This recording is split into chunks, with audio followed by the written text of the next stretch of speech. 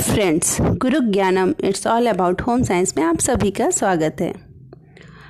हमारे पास जो भी संसाधन हैं किसी भी कार्य को करने के लिए, हमें बहुत अच्छे से पता है कि वो असीमित नहीं है, वो सीमित मात्रा में उपलब्ध हैं और हमें अपने लक्ष्यों को प्राप्त करने के लिए उन संसाधनों का सही ढंग से प्रयोग करना बहुत ज़रूरी है। अगर हमने सही ढंग से प्रयोग नहीं किया तो हमारे संसाधन भी बेकार हो जाएंगे, वेस्ट चले जाएंगे और हम अपने लक्ष्य तक नहीं पहुंच पाएंगे। जैसे कि हमारे पास पूरे दिन में 24 घंटे होते हैं, यही एक ऐसा संसाधन है समय, जो सबके पास एक बराबर मात्रा में है। तो जहाँ पर एक और कुछ लोग अपना पूरा टाइम टेबल बनाते हैं, एक सारणी बना लेते हैं और उसके हिसाब से अपने लक्ष्य को प्राप्त करते हैं, वहीं कुछ लोग ऐसे होते हैं वो बिना किसी समय प्रबंधन के कार्य कर रहे होते हैं। तो ऐसे लोग कई बार ऐसा होता है कि अपना काफ़ी समय व्यर्थ कर देते हैं। तो आज का जो हमारा विषय है वो है संसाधन प्रबंधन। ये इस चैप्टर का भाग 2 है। इसके भाग 1 में आपने विभिन्न प्रकार के संसाधनों के बारे में जाना था, उनके प्रकारों के बारे में जाना था, जैसे कि प्राकृतिक संसाधन, मानव संसाधन, गैर मानव संसाधन, भौतिक संसाधन। इसके अलावा आपने ये भी जाना था कि संसाधनों की क्या विशेषताएं हैं। तो उसके आगे का भाग हम अभी पढ़ते हैं, जिसमें हम ये जानेंगे कि आवश्यकता क्या है संसाधन को प्रबंधन करने की और पूरी प्रबंधन प्रक्रिया के बारे में जानेंगे। क्योंकि हमारे पास संसाधन पर्याप्त मात्रा में उपलब्ध नहीं होते हैं, बहुत ही सीमित मात्रा में है, इसलिए अगर हम उनको व्यर्थ कर देंगे तो हम अपने लक्ष्य तक नहीं पहुंच पाएंगे। तो अगर उचित प्रकार से हम संसाधनों को व्यवस्थित कर पा रहे हैं तो अपने लक्ष्यों को हम आसानी से प्राप्त कर सकेंगे। तो संसाधन को प्रबंध करने की ज़रूरत क्यों है? क्योंकि हम सभी जानते हैं कि संसाधन सीमित हैं, तो इसलिए उन्हें प्रबंधन करना ज़रूरी है। एक एग्जाम्पल से समझिए कि अगर आपके पास 2 चॉकलेट्स है और 5 लोगों में बांटना है तो आपको प्रबंधन करना पड़ेगा। अगर आपके पास 5 चॉकलेट थी और 2 लोगों में बांटना था तो आपको प्रबंधन करने की कोई आवश्यकता नहीं है, जिसको जितना चाहिए वो आप ले लो, है ना। लेकिन अगर 2 हैं और 5 लोगों में बांटना है तो आपको प्रबंधन करना है कि किसको कितना पोर्शन दिया जाए। तो इसलिए हमें प्रबंधन करना है, क्योंकि संसाधन सीमित हैं। संसाधनों की दीर्घकालीन उपलब्धता बनी रहे। अगर हम संसाधन को वेस्ट कर देंगे, व्यर्थ जाने देंगे, जैसे कि आप अगर बहुत ज़्यादा पानी को बहाते हो तो एक तरीके से व्यर्थ कर रहे हो आप पानी को, है ना। तो आपको दीर्घकालीन उपलब्धता होगी ये सुनिश्चित नहीं कर पाओगे। तो लंबे समय तक आपके पास ये चीज़ें उपलब्ध रहें जो ये संसाधन है, इसके लिए आपको संसाधन को व्यवस्थित करने की आवश्यकता है। सभी संसाधन उचित मात्रा में हमेशा आपके पास और इनफैक्ट सभी के पास उपलब्ध रहें, इसलिए हमें संसाधनों को व्यवस्थित करना है कि ऐसा ना हो कि एक व्यक्ति ने तो बहुत एक व्यक्ति ने संसाधन को व्यर्थ कर रहा है और दूसरे व्यक्ति तक वो संसाधन पहुंच ही नहीं पा रहा है। इसके अलावा पर्यावरण की क्षति को कम किया जा सके, क्योंकि हम किसी भी संसाधन को, जैसे कि आप किसी भी संसाधन को जैसे किताब कॉपियों का, इन सबको व्यर्थ करते हो, लकड़ी के सामान को, तो क्या होता है हमारे पर्यावरण को नुकसान पहुंचता है। तो ऐसा ना हो कि पर्यावरण को क्षति पहुंचे। जब भी हम किन्हीं भी कंप्यूटर, मोबाइल, इन सब का असीमित प्रयोग कर रहे होते हैं तो हमारे पर्यावरण को भी नुकसान पहुंचता है। इसलिए हमें संसाधनों को उपयोग करते समय ये ध्यान रखना बहुत ज़रूरी है कि इससे हमारे वातावरण को क्षति कम से कम पहुंचे। और एक और कारण है हमें संसाधनों को प्रबंधन करने का, वो है जनसंख्या वृद्धि के कारण संसाधन में कमी आती जा रही है। क्योंकि जनसंख्या बढ़ती जा रही है, संसाधन नहीं बढ़ रहे हैं, वो जितने हैं उतने ही अवेलेबल हैं। तो इस वजह से भी कमी आ रही, तभी हमें संसाधनों का प्रबंधन करना ज़रूरी है। अब संसाधन प्रबंधन है क्या? संसाधन प्रबंधन योजना, समय बंधन और सर्वोत्तम संभव तरीके से संसाधनों के आवंटन की एक प्रक्रिया है। क्योंकि कोई भी संसाधन सीमित नहीं है, सभी असीमित हैं और हमें अपने लक्ष्यों को तेजी से और कुशलता से प्राप्त करने के लिए संसाधनों का प्रभावी ढंग से उपयोग करना है। इसलिए संसाधनों को बर्बाद नहीं करना चाहिए, जैसा कि मैंने अभी आपको बताया। तो संसाधनों के प्रबंधन से अर्थ है हमारे पास जो भी उपलब्ध संसाधन है उसका हम अधिक से अधिक प्रयोग करने का मतलब है कि संसाधनों का प्रयोग जितना कम हो सके उतना करके अपने लक्ष्य को पहुंचने का भरसक प्रयास करें।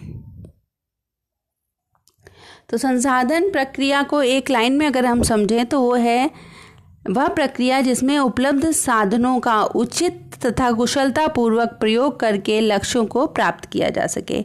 अब आइए हम जानते हैं कि प्रबंधन की ज़रूरत क्यों है। संसाधनों को हमें प्रबंधन की क्यों आवश्यकता पड़ती है। प्रबंधन द्वारा ही सभी उपलब्ध संसाधनों की सीमाओं का ज्ञान होता है, क्योंकि सभी संसाधन सीमित हैं तो उनकी सीमाएं कितनी हैं उसका हमें ज्ञान होता है।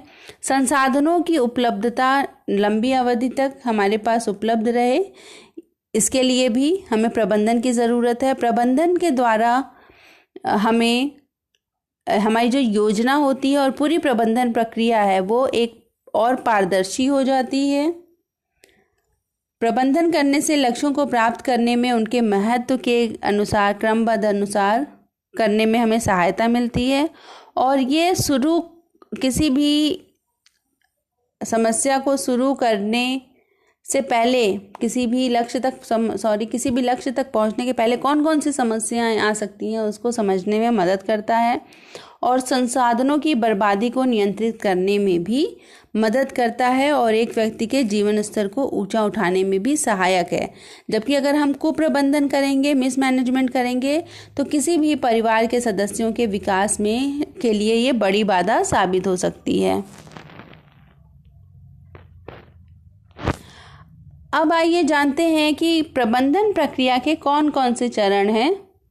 किसी भी प्रबंधन प्रक्रिया में 5 चरण होते हैं और हमें अपने लक्ष्य को प्राप्त करने के लिए प्रबंधन प्रक्रिया को ध्यान में रखना पड़ेगा। हम इसके लिए 5 चरण जो है वो हैं योजना बनाना, आयोजन करना यानी प्लानिंग, ऑर्गेनाइजिंग, कार्यान्वयन करना, इम्प्लीमेंटिंग, कंट्रोल करना, उसको नियंत्रित करना और आखिरी स्टेप है मूल्यांकन करना। तो यह प्रबंधन प्रक्रिया का 5 स्टेप्स हैं, जिसमें अब हम जानते हैं कि इसका पहला स्टेप जो है योजना बनाना, प्लानिंग या परियोजना बनाना। यह किसी भी प्रबंधन प्रक्रिया का पहला कदम होता है। प्रथम चरण है, मूल आधार है और इस चरण के बिना हम कोई भी प्रबंधन कार्य नहीं कर सकते, यानी अंतिम चरण तक हम नहीं पहुंच सकते हैं, अपने लक्ष्यों को प्राप्त नहीं कर सकते हैं और हमें वांछित लक्ष्य प्राप्त करने में ये मदद करता है। अगर दूसरे शब्दों में कहें तो निर्दिष्ट लक्ष्यों को प्राप्त करने के लिए उपलब्ध संसाधनों का उपयोग करके योजना बनाना ही परियोजना या योजना कहलाता है। और एक तरीके से ये अगर हम कुछ प्रश्नों का उत्तर दे लें तो वो प्लानिंग ही है, जैसे कि कौन, क्यों, कहाँ, कब, कैसे, क्या, इसका उत्तर ही योजना बनाना है, परियोजना बनाना है। तो योजना में कुछ चरण हैं जिनको अभी हम जानेंगे। उससे पहले हम ये समझते हैं कि एक योजना के दौरान, योजना जब भी हम बनाते हैं तो हमें क्या क्या बातें ध्यान में रखनी है। सबसे पहले हमें जानना है कि हमारी वर्तमान स्थिति क्या है, यानी कि वर्तमान स्थिति का, प्रेजेंट सिचुएशन का आकलन करना। उसके बाद हमें कहाँ पहुँचना है, यानी कि वर्तमान और भविष्य की आवश्यकताओं को ध्यान में रखते हुए भावी उद्देश्यों और लक्ष्यों का निर्धारण करना। आगे जो भविष्य में हम करना चाहते हैं उसके लक्ष्यों का निर्धारण करना। फिर उसके बाद अंतराल आता है, गैप या अंतर या अंतराल। अंतराल क्या होता है? वर्तमान स्थिति और वांछित स्थिति के बीच का एक अंतर है और हमें अपने लक्ष्य को हासिल करने के लिए उस अंतर को कवर करने की ज़रूरत है, उस अंतर को पाटने की ज़रूरत है। तो जब भी हम अपने वांछित लक्ष्यों तक कैसे पहुंच सकते हैं ये जानना चाहते हैं, तो इस सवाल का जवाब ही आपको ये तय करने में मदद देगा कि हमें इस अंतर को कैसे भरपाई कर पानी है। अब इसको यहाँ पर एक चित्र द्वारा हम समझते हैं। जैसे कि ये आपकी इस समय वर्तमान स्थिति है, आप एक स्टूडेंट हो, एडोलेसेंट एज की, आप पढ़ाई कर रहे हो, तो यानी कि ये आपकी हो गई वर्तमान स्थिति। आपने अपनी वर्तमान स्थिति का आकलन कर लिया। अब ये है आपकी भावी स्थिति। इन फ्यूचर आप क्या बनना चाहते हो? एक ऑफिसर बनना चाहते हो, पुलिस ऑफिसर बनना चाहते हो। यहाँ से यहाँ पहुँचने के बीच में जो दूरी आपको तय करनी है वो कहलाता है अंतराल। यानी आपकी वर्तमान स्थिति और भावी स्थिति के बीच में अंतर ही अंतराल या गैप कहलाता है। और वांछित उद्देश्यों को कैसे प्राप्त कर सकते हैं, इस उत्तर के द्वारा आप इस गैप को पाट सकते हो। जैसे अभी आपको पुलिस ऑफिसर बनना, तो आपको 12th करके ग्रेजुएशन करनी है। ग्रेजुएशन करने के बाद आपको यानी स्नातक करना है। स्नातक करने के बाद आपको एग्ज़ाम देना है, और एग्ज़ाम देने के बाद अगर आप क्लियर करते तो आप बन सकते हो। समझ गए? अब आता है योजना के चरण। किसी भी योजना के 5 चरण होते हैं। सबसे पहला चरण है समस्या की पहचान करना। हमें ये जानना ज़रूरी है कि समस्या क्या है, उसका कारण और उद्देश्य को ध्यान में रखना है। दूसरा है विभिन्न विकल्पों की पहचान करना। जो हमारे पास विकल्प उपलब्ध हैं उनकी पहचान करना, और कौन सा बेस्ट विकल्प है उन विकल्पों में से सबसे अच्छे विकल्प का चयन करना। चौथा स्टेप है योजना को पूरा करने और योजना का कार्यान्वयन करना। और 5वां स्टेप है कि परिणाम को स्वीकार करना। जो भी परिणाम हो, चाहे वो सकारात्मक हो या नकारात्मक, उसको स्वीकार करना है। यहाँ पे ये ध्यान रखना बहुत ज़रूरी, जब भी हम कोई योजना बनाते हैं, योजना का लचीला होना, लोचपूर्ण होना ज़रूरी है, जिससे आप स्थिति अनुसार उसमें परिवर्तन ला सको। अगर लचीली योजना नहीं है तो बहुत ही मुश्किल आ सकती है आपको, अगर आपकी स्थिति अनुसार काम नहीं हुआ तो। अब एक उदाहरण से इसको समझिए। जैसे आपको एक बर्थडे पार्टी देनी है अपने फ्रेंड्स को, तो ये आपके पास एक कारण है। आप अब योजना बनाएंगे इस कारण को लेकर कि आपको कितने लोगों को बुलाना है पार्टी में। ये आपका लक्ष्य निर्धारण हो गया कि आपको 15 फ्रेंड्स को बुलाना है, 20 फ्रेंड्स को बुलाना है, 10 फ्रेंड्स को बुलाना है। उसके बाद क्या क्या खाना, आप क्या क्या रेसिपीज सर्व करोगे, क्या क्या पकवान दोगे, क्या घर में उसमें तैयार होगा, क्या क्या चीज़ें बाहर से आएंगी, इन सब की, और क्या सजावट में क्या क्या सामान लगेगा, इन सब की आप योजना बनाओगे। अब जो भी योजना आपने बनाई है उसमें सबको कैसे कैसे काम करना है, घर की सफाई, सजावट, मेहमानों का मनोरंजन, इन सब पर विचार करोगे। और अपनी कल्पना और पूर्व अनुभव के आधार पर, अगर पूर्व अनुभव मतलब अगर कभी आपने पहले भी कोई ऐसी पार्टी ऑर्गेनाइज की है, उसके हिसाब से आप योजना तैयार करोगे। योजना में लचीलापन लाने के लिए आपको जो भी सामान, खाना, रेसिपीज़ रख रहे हो उसकी अतिरिक्त संख्या रखनी पड़ेगी।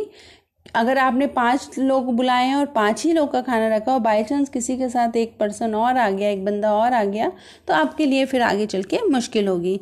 तो इसलिए आपको कुछ ज़्यादा अतिथियों का खाना रखना पड़ेगा। इसको हम कहते हैं लोचपूर्ण योजना, जिससे कि ज़रूरत पड़ने पर उसमें परिवर्तन आ सके। तो जब भी हम एक योजना बनाएंगे वो सरल होनी चाहिए, तभी हमें सक्सेस मिलेगा। ऐसी योजना हो जिसे कार्यान्वित कर सको। ये नहीं कि बस पेपर पे तो बन गई बहुत अच्छी, पर उसको जब काम करना पड़े उस पर तो काम ना हो सके। कार्यशील होनी चाहिए, काल्पनिक नहीं होनी चाहिए। कभी भी योजना बहुत ज़्यादा कल्पना के आधार पर नहीं बनानी चाहिए। समग्र होनी चाहिए जिससे काम में विघ्न ना पड़े, और परिवार के सभी सदस्यों का पूरा सहयोग किसी भी योजना में होना बहुत ज़रूरी है। क्या क्या लाभ हैं? अच्छा, एक और बहुत इम्पॉर्टेंट बात है जो अभी भी बताई थी मैंने, कि योजना लचीली होनी चाहिए, लोचमय होनी चाहिए। जब भी हम योजना बनाएंगे तो हम परिणामों का अनुमान एक लगा सकते हैं कि ये परिणाम होगा। योजना बना के कार्य करने पर ना हमारे संसाधन व्यर्थ जाएंगे और हम लक्ष्य तक आसानी से पहुंच पाएंगे। अब अगले स्टेप पे आते हैं। अगला जो चरण है वो है आयोजन। आयोजन क्या है?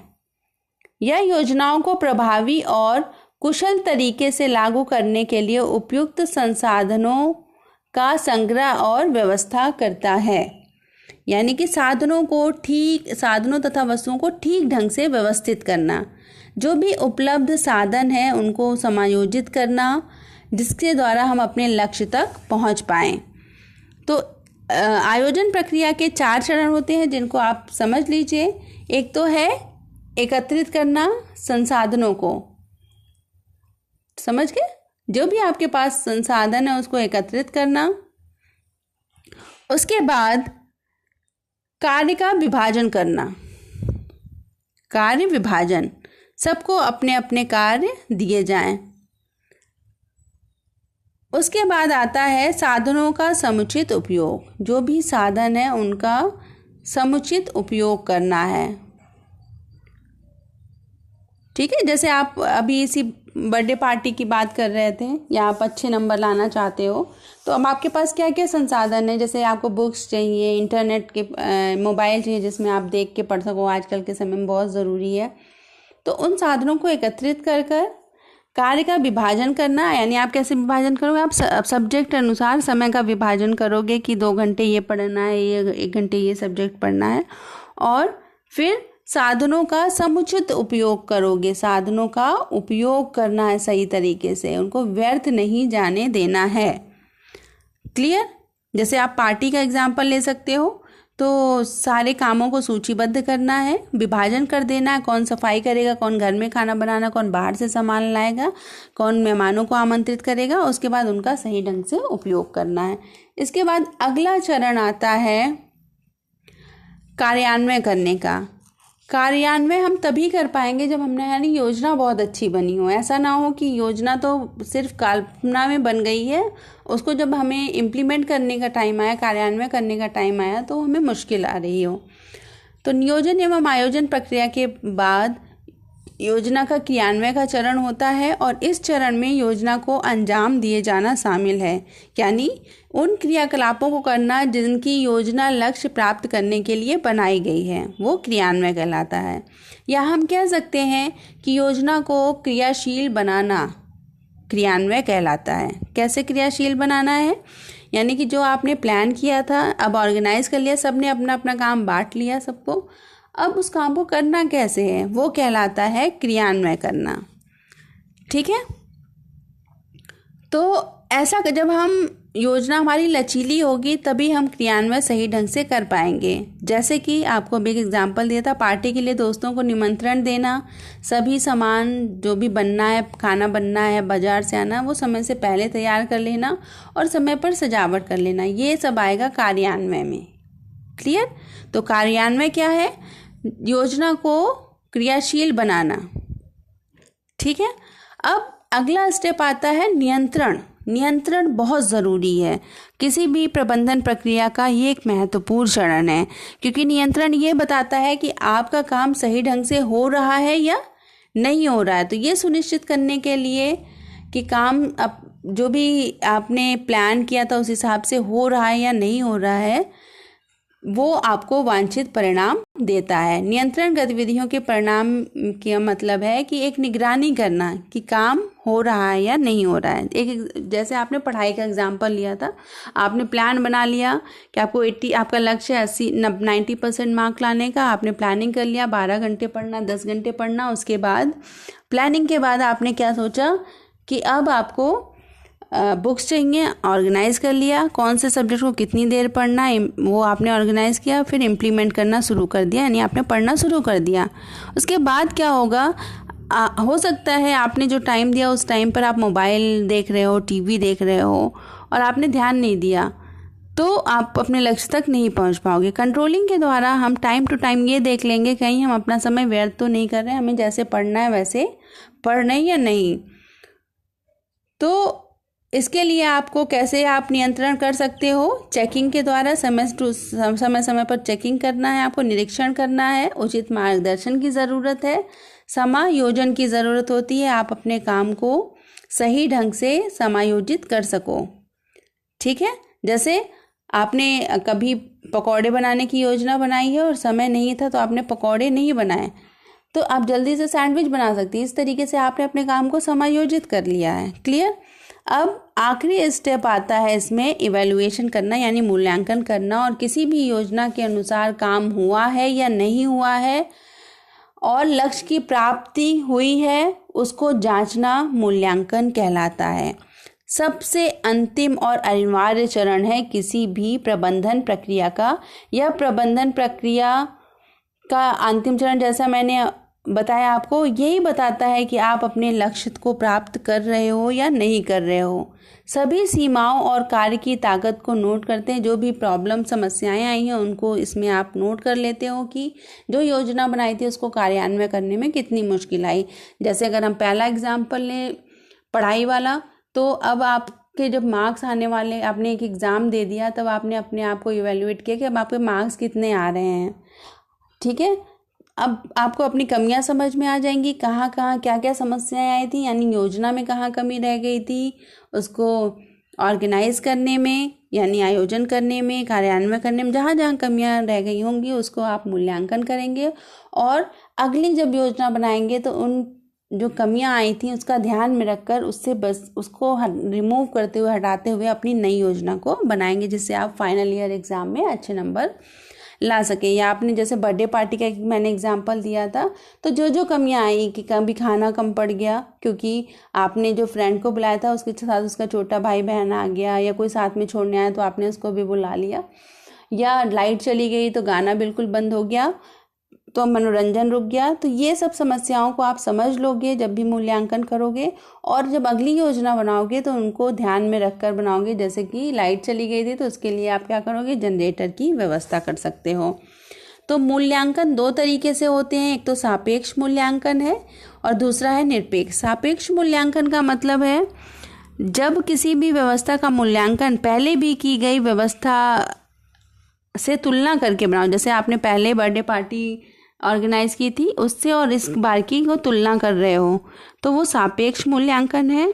और निरपेक्ष मूल्यांकन कौन सा है कि आपने बिना किसी से तुलना किए जो आपने लक्ष्य बनाया था उसके हिसाब से आपने अपने लक्ष्य को प्राप्त किया या नहीं किया, उसका मूल्यांकन कहलाता है। इसमें केवल लक्ष्यों की प्राप्ति हुई या नहीं हुई यही जाना जाता है, और ज़्यादातर लोग सापेक्ष मूल्यांकन का प्रयोग करते हैं जो पहले हुई मूल्यांकन से कंपैरिजन कर लेते हैं। तो ये हो गई आपकी मूल्यांकन प्रक्रिया। तो मुझे उम्मीद है कि आपको ये चैप्टर का पार्ट 2 समझ में आ गया होगा। अब आपके लिए यहाँ पे 2 प्रश्न हैं, फटाफट इनको लिखिए। संसाधनों के प्रबंधन क्यों किया जाना चाहिए, क्वेश्चन नंबर 1, और क्वेश्चन नंबर 2 है प्रत्येक चरण को स्पष्ट करने के लिए एक उदाहरण का उपयोग करके प्रबंधन प्रक्रिया में चरणों की व्याख्या करें।